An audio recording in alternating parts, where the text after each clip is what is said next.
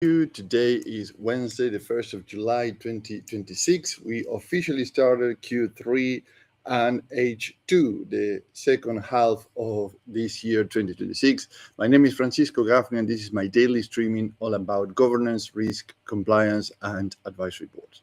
So, continue with the topic of this week, or the theme of this week. Yesterday was about scaling. This is the top of our advisory board model, and how this scaling sometimes is dependent or too dependent on you, the founder, or sometimes your executive team or the advisory board, not the non-executive board.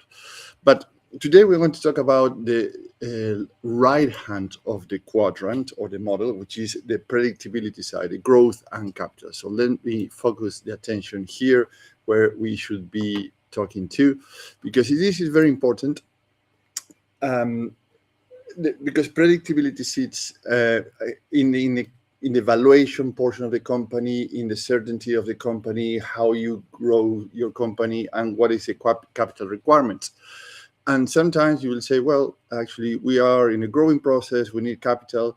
And the valuation of that, your company particularly, also indicates how fast or how solid you can build relationships in terms of raising capital. It could be a credit loan, could be a line of credit, could be a mezzanine, could be investors, you mentioned it. So this is very important, because actually what the investment team or the bank, they look into and they don't mention to you is predictability. So it's not what the track record of the company, which is important, but actually at the same time they're saying how this company is going to manage to repay the debt, right? Or they give a return of our investment. And that all is related to this portion. And we're going to discuss several points. So in this particular predictability section, we have things to consider. First is partnerships. Then in the middle, we have revenues, and on the bottom, assets. And assets is a tangible and intangible assets. And many of these are related to intellectual property that are undervalued assets. And if you never valued your intellectual property or never audited, I would strongly suggest you start to do it as soon as possible. This is where many times the conversation gets unpleasant, right? It's not because actually people is bad or nasty. It's because revenue growth does not make the company stronger on its own.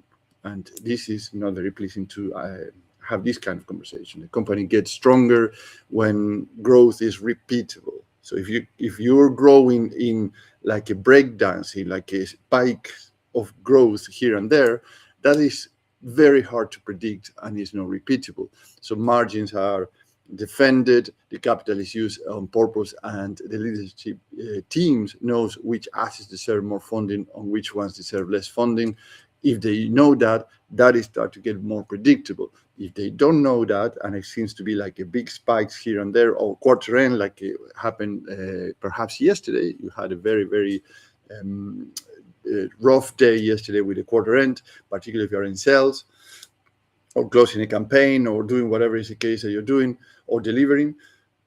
And you see a pike at quarter end usually, but then all of a sudden the next 2 months, July and August, particularly in the summertime, go, unless you are in the service industry, holidays and entertainment, probably you are slowing down. And then the predictability start to get very, very in a defensive position rather than in a responding, explaining position. Oh yeah, we understand this because it's a cycle, it's a rhythm, etc., which is the case. Now let's take a 3 problems with this today. So problem number 1 is that the more revenue can create more ways to lose money, really. And you say, what are you talking about? So the business gets bigger, but the pricing is managed by habit, right? So you might have more sales, but actually you're losing money. So margins are defended late, the cash gets stuck in the wrong work, the founder or the executive team sees growth, but not always the quality. And I think I mentioned to you a study that I did back in a month ago in the US. A company has 63% of their revenues in only one customer for the past 20 years. Very, very risky situation. Yeah, they were profitable. They were very strong revenues, but 63% of their income was from only one customer, and the relationship was the two people, the owner of the factory and the procurement manager on the other side of a large corporation. They knew each other for many, many times, they trusted each other, but there was no official contract. There was something like, I'm going to call Bill because he can do this work for us, etc., etc. Right. Problem number two is that capital gets trapped in mediocre assets. And you say, what is that? Well, the company keeps funding projects, products, roles, partnerships, or system because they already exist. But nobody wants to call them the drag. So they stay and they consume time, attention, and cash, but effectively should be cut short. That's his mediocre assets. And I give you an example for this. If you are in the industry, you can apply this to your industry. And this is a perfect example. Back in the 90s, when Steve Jobs came back to Apple, he cut 83% of the production line of everything that Apple was producing at the time when he left, right? When he came back, he cut 83% of the production line. Why? Because they were competing tete-a-tete with the other 300 manufacturers in the world, plus China manufacturers that are coming in to sell into as OEMs or high-level products. The same printers with a different feature, the same ink cartridges with different features, or different shape or different commands. The same PDAs, which are the handlet products, the same monitors, the same desktop, the same laptops. So he said, okay, we are going to cut 83% of the production because we are competing head to head with everybody else about the same thing. And the only thing that differentiates us is the brand and perhaps a feature here, a feature there. So there is no point to do this. So this is one I mentioned is a problem when you have mediocre assets. So if you are, for example, in services, could be a law firm, could be an accounting firm, engineering, you name it. So I have examples for all of them. So, for example, accountants are very good in terms of compliance, right? So we have to do the tax returns, you have the balance sheet, you have the P&Ls, etc. So it's quite mechanical, quite establish what is going on. But not many accountants are doing, and that, by the way, now with the help of AI, I'm not saying that you have to do it, but actually with the help of AI, new technologies, etc., that compliance processes start to get more and more automated. Obviously, you need a human checking and signing the documentation, but actually start to get more and more automated. But the accountants have a view of the business that perhaps not even the owner has. So they can differentiate with them. So start to cut short the compliance work to very specific areas of the business, but they can add value doing advisory to the business. And say, listen, given how you have the things, we studied your company and probably you should do A, B, C, and D, and we strongly suggest that you look into that. So advisory is not something that all the accountants or the lawyers or the engineers do with their customers. They pretty much follow the things that they're being asked to do for, or they are supposed to do. So not only in manufacturing or products, you can do what Steve Jobs done, you also can do it with services, right?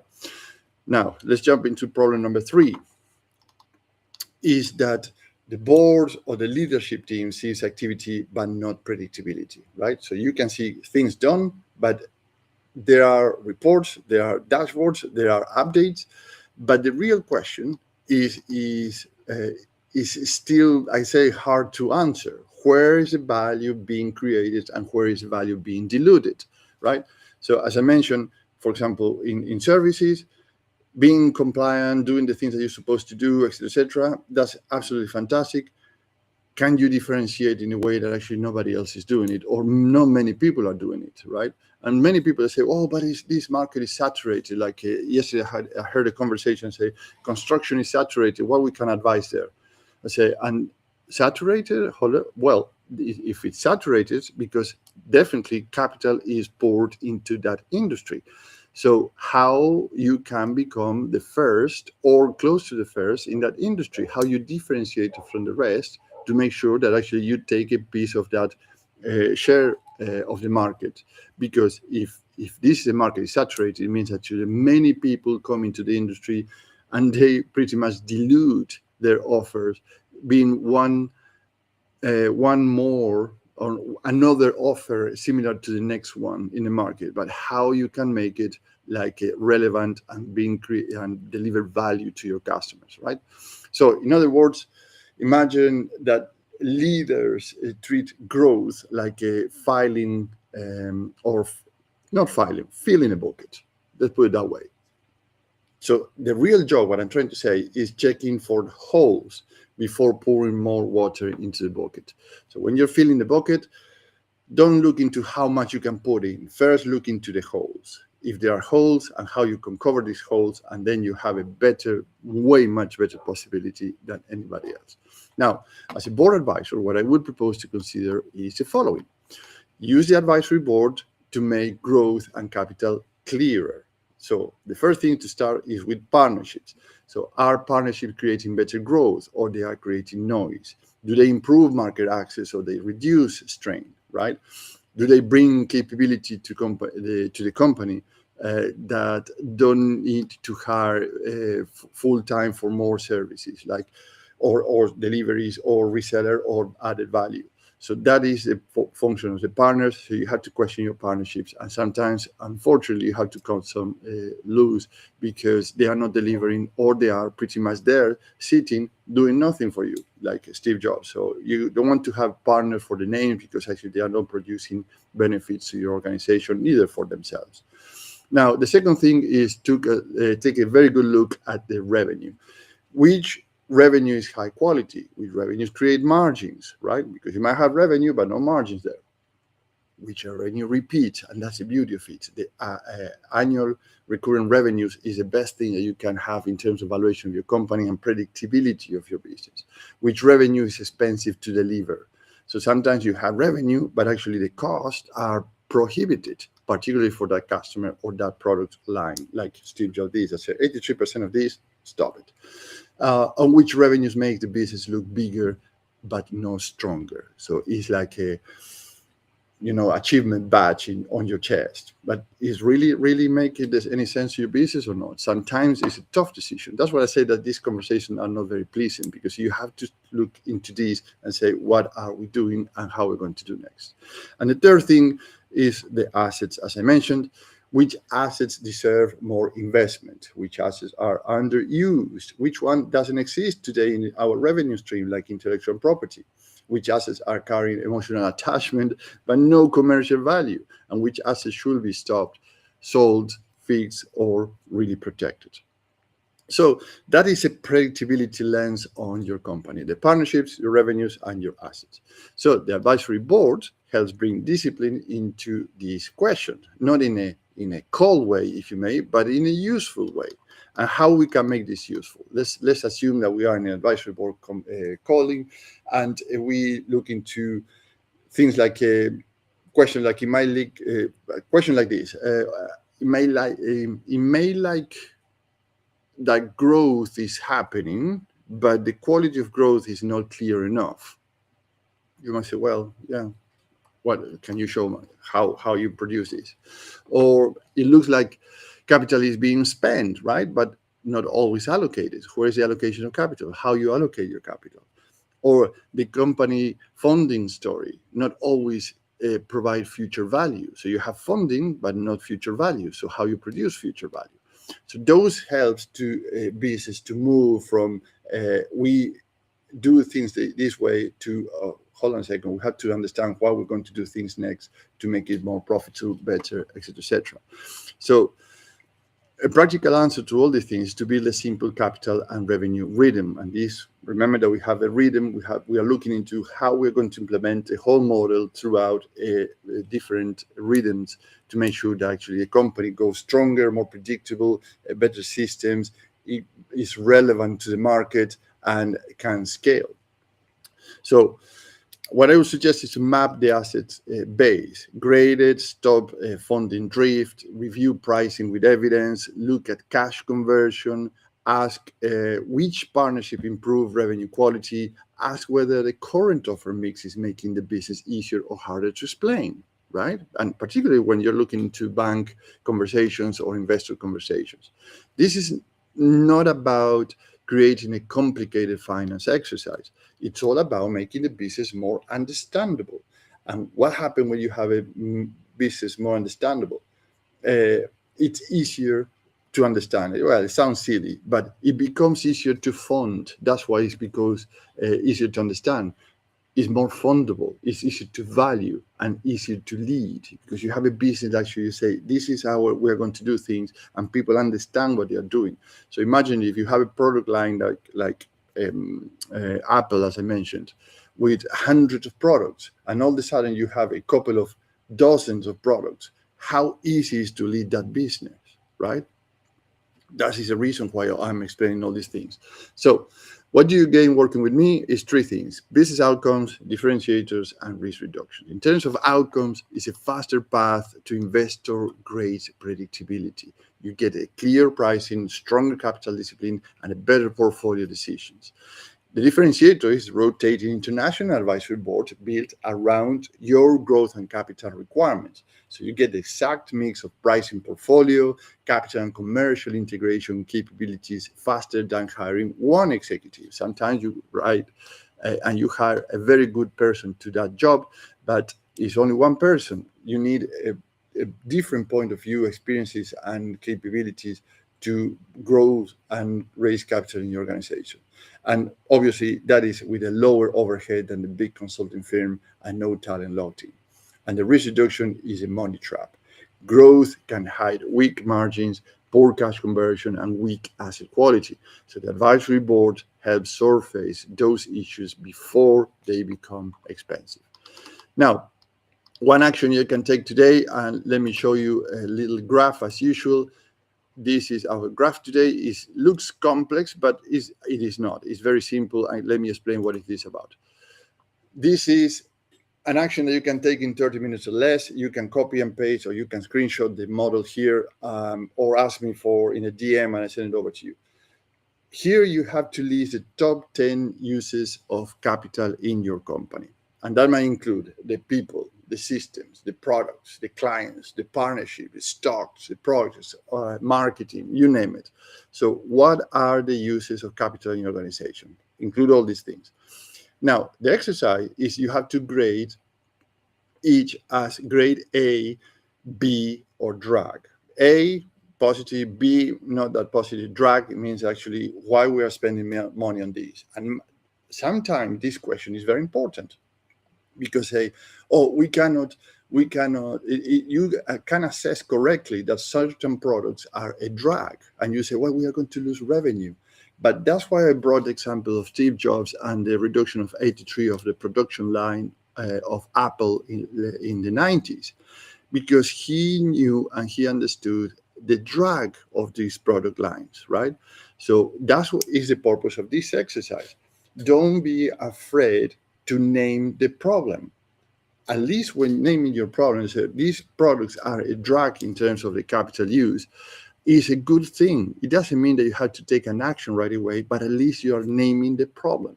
So, and use these three simple tests. Once you have all this done, put this following: margin contributions, right? So you have a drag, which is a margin contribution, which is a cash conversion, and last, which is a strategic relevance for having these people, system, products, clients, partnerships, etc. in your model. And that will be your first predictability map done in 30 minutes or less. Yes, it's an exhausting exercise. It will question a lot of things that you're doing today, but believe me, it's going to pay off big time in a very short period of time. To the point that some companies with an advisory board doing this kind of exercise increase 24% their revenue and 18% their productivities. And this has been documented by the Bank of Canada, the Development Bank of Canada, comparing companies with advisory boards and companies without an advisory board. And moreover, with these models that I presented to you, the advisory board operating system, you can achieve that very easily, because you have a set path of what to do, when to do it, in a cadence, in a rhythm throughout a year. So let's pause it here for today and reconvene tomorrow, because tomorrow we are moving into system, which is the bottom of the model. We are going to talk about your assets, your governance, risk and compliance, and your performances, right? So once you can see where value is created, as we discussed today, the next question is get very, very sharp. Why does delivery still rely on heroic effort to protect it rather than a systemized way to do it? That be workflows, could be operating procedures, etc., etc. Now, if you are a founder, a managing director, a CEO of a company of 50 employees or more, and 10 millions of revenue or more, and you need to make growth more predictable through stronger pricing, clear capital discipline, or better portfolio decisions, let's have a 30-minute chat to understand. So I would love to understand where you are coming from, where you are, and where you're going with your company. So we can build together a designed advisory board to bring that 24% revenue increase and 18% more productivity to your organization. And we will do that with a faster implementation, like hiring one executive, a lower overhead than a big consulting firm, no talent locked in, and a swappable members every 6 months. Right. Have a great day, and I'll see you tomorrow. Thank you, and bye-bye.